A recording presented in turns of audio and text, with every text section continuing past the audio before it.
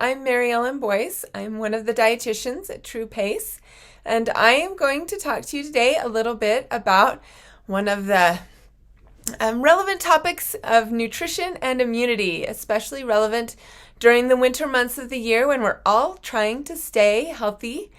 We are going to start today by just talking a little bit about what's your comfort food.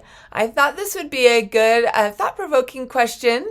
For some people, it could be warm rolls or something your mother made you when you were young. I put a picture here of the classic chicken noodle soup. And if that's your comfort food, you're in luck. Chicken noodle soup can help you feel better when you're feeling sick, but also it can potentially help you to recover sooner. Chicken noodle soup contains lots of liquid to hydrate you, some electrolytes, some heat to clear your nasal passages, some protein in that chicken to support your immune system, and some vegetables to provide you with vitamins and minerals. Most soups are a great winter meal because they provide you with these various nutrients that can help you to stay healthy and boost your immunity. First of all, I want to talk a little bit about our body's immune system, our natural defenses against those pathogens. And pathogens, I mean any type of bacteria, virus, or fungi that can cause us to get ill. So the first line of defense is always our skin. It's not only a physical barrier, but also has special immune cells on your epidermis, which is another name for your skin. The mucus in your respiratory system is another defense mechanism, and it can help trap pathogens. Your tears, your sweat, all of those things that your body produces also has a component to prevent diseases and pathogens from infiltrating and getting into your body, infiltrating your defenses. The stomach acid in your stomach also kills those pathogens, and your gut has special immune cells in addition to that. Your gut microbiota is the combination of all those good and bad bacteria that exist inside our gut. Anywhere from our mouth all the way through our intestines is considered our gut. And the gut and the gut microbiota actually play a pretty big role in our immune system. So keep in mind that your gut, as well as your immune system in your cells and throughout your body, are important. So moving from the innate immunity of our skin and mucus and tears and sweat and stomach acid over to our more adaptive immunity. And these are the specific immune cells that can fight against those pathogens that our body, the non-specific ones, recognize anything that's foreign in our body and creates a response. And then we have specific cells that will specifically learn a virus and recognize it as bad and create an army to attack it. So those are some of the things that really our immune system is made of. Here are several factors that can actually depress our immune system. And age is a big determinant of our immune system response.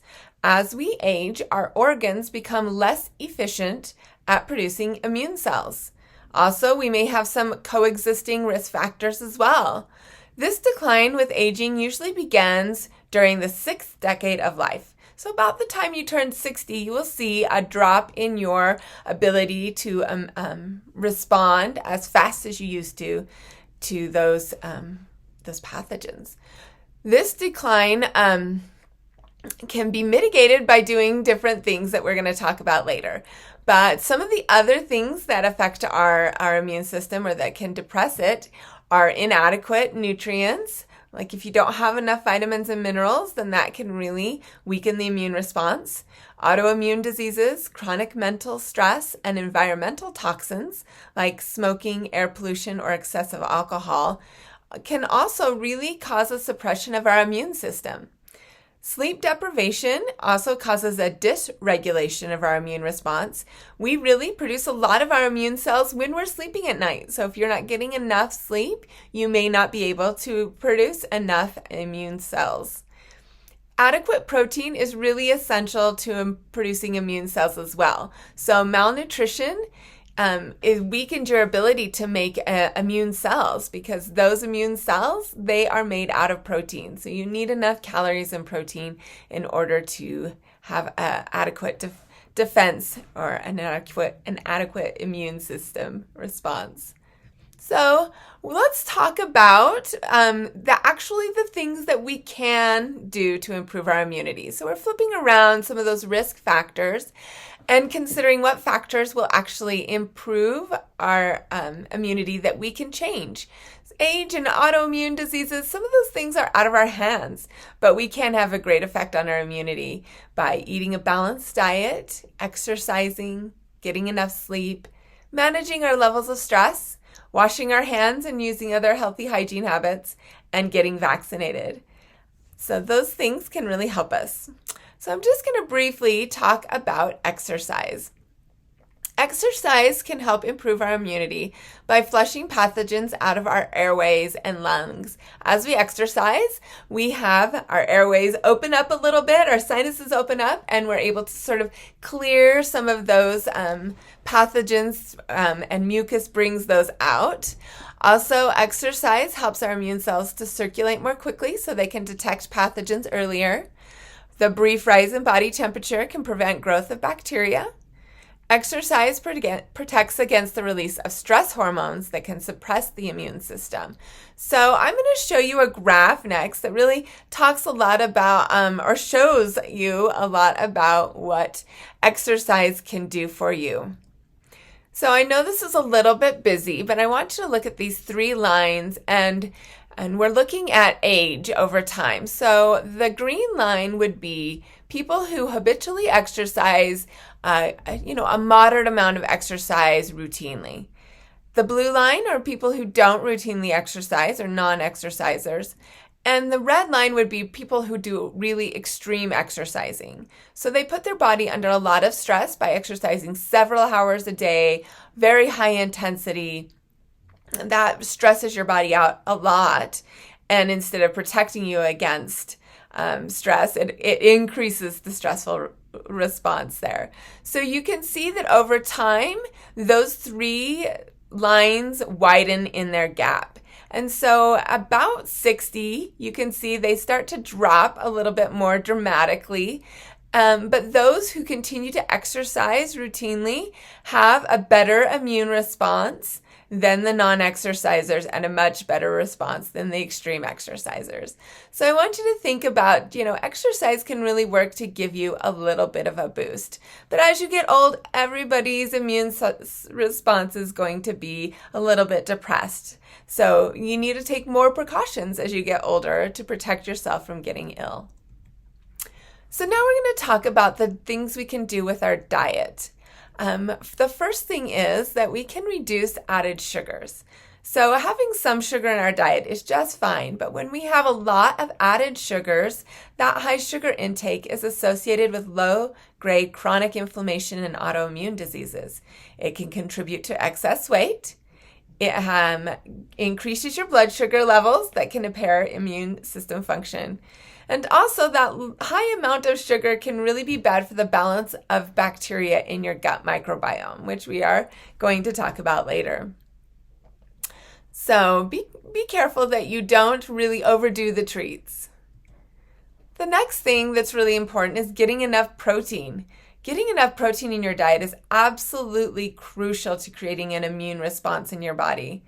So you can see here, I have a picture of a protein shake. This is not the only way you can get your protein, though. Protein can be from meat like chicken, beef, fish, and pork. Also, milk and dairy products are good sources of protein. And you additionally have your non-animal sources. Nuts, beans, lentil, and soy products are also really good sources of protein.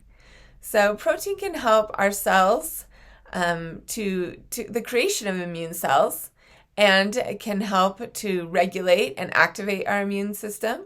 And getting adequate protein when you are sick is essential to preventing muscle loss from inactivity. So when you're laying in your bed recovering, that's the right call at that time, but your muscles aren't working, and so when they don't work, they tend to atrophy or waste away. But if you're getting enough protein, that happens at a slower rate. So here we go, our healthy gut microbiome. So our gut microbiome is really important, and our diet really influences what's going on in there. Organisms are fed by, all of the food that we eat, and especially those good microbiota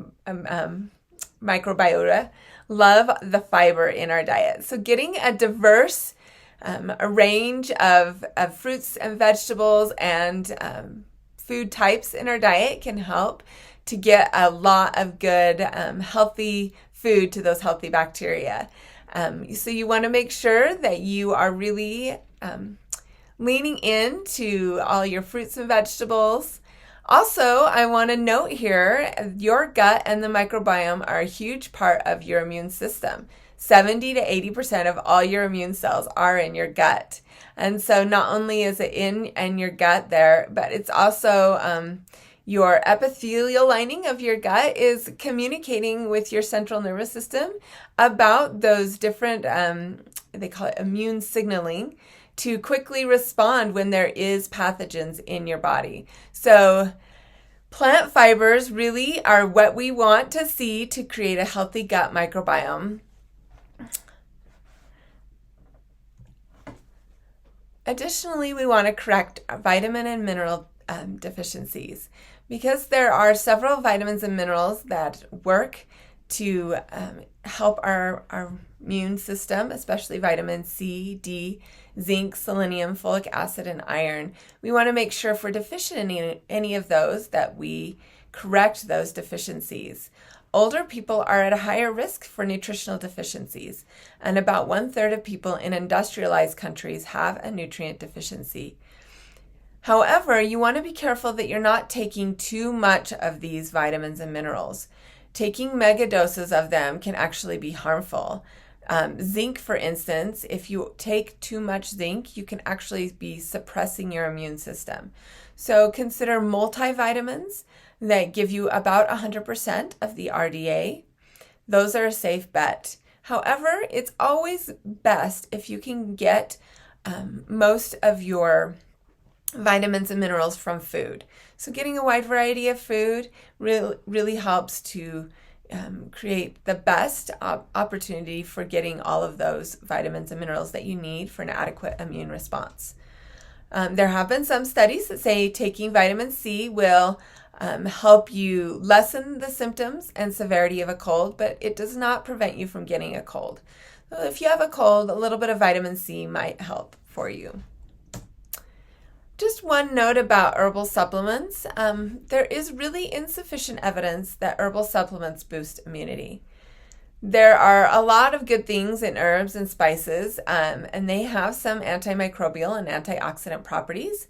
And so it's good to have some herbal tea, and the warmth and the plants are great for feeling better. But there have not been enough research to support the claim that taking herbal supplements will actually boost your immunity or make your immune response better or prevent you from getting sick.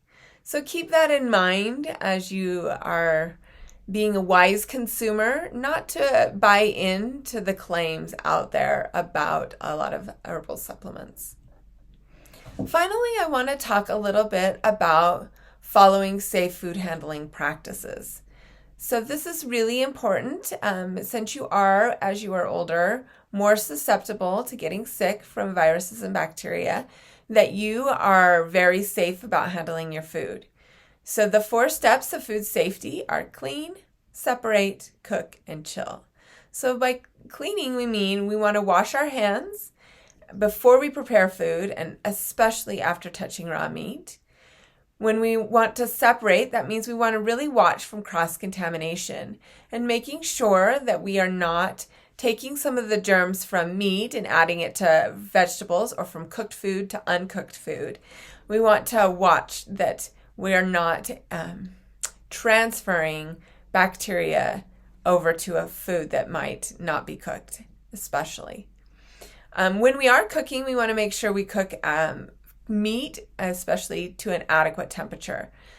The best way to tell if something is done is by checking the temperature, but you want to make sure that you are cooking it till it's all the way done, that the juices run clear on your chicken, and that there is no redness left to your ground beef, right? You want to make sure food is thoroughly cooked so that all of those pathogens get destroyed if possible, or as many as possible. And then also you want to make sure that when you are done, if you have leftovers, that you put them in the freezer or the fridge promptly. If you put them into the refrigerator and not in the freezer, then you will have to throw away your leftovers after a week. If they are still in the fridge after a week, you need to throw them out, because the refrigerator will just help to slow the growth of bacteria, but it does not kill those microorganisms. So you want to make sure that you be careful about not keeping old food in your fridge for too long. If you think you made, Thanksgiving comes and you made more turkey than you can eat in a week left over, then you want to make sure you put that in the freezer in small packages that you can pull out and defrost and use immediately. So that is the end of my presentation. Here is a few references that were used in the creation of this presentation.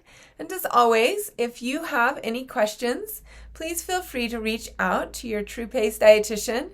And we are always there to provide individualized counseling for you, for your needs with your medical and history and your family history and your lifestyle.